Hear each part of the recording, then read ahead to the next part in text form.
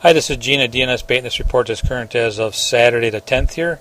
Perch fishermen on Lake Mendota are still having some success out there. The crowd has dwindled quite a bit, although there were quite a few guys out there today. I did have varying reports from anywhere from not so good to really good. Some of the guys said they were still catching a few fish this week over on the weed line between Governor's Island and Governor Nelson State Park, and then once in a while they move out to the break between 20 and 30 feet of water. I heard quite a few fish caught there a couple of different times this week. Over along the weed line over by the motel, Edgewater Motel, and also out in front of Tenney Park, there's been quite a few perch caught in that area, especially particularly the first half of the day. University Bay still seems to be producing a lot of smaller perch. Second Point, I heard some nice perch caught along the weed edge out there. The couple of reports that I had from there this week were evening bites, but I wouldn't be afraid to check that in the morning.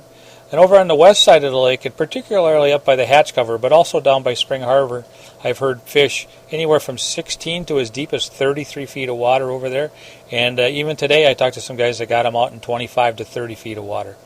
You definitely want to check around and look through those areas, because there do seem to be some active fish and some nice size fish there at times.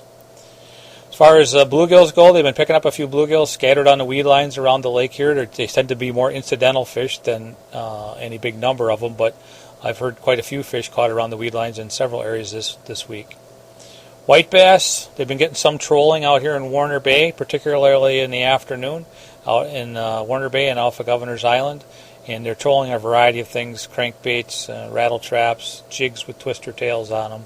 And it seems like 2 to 3 miles an hour seems to be a good speed for that.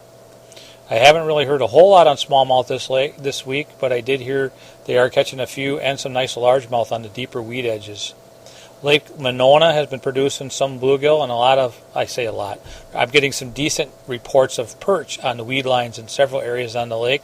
And the bluegills, believe it or not, have been a little bit spotty this week. They tend to have been biting quite well there, but they've slowed down just a little bit, and they are in a variety of areas.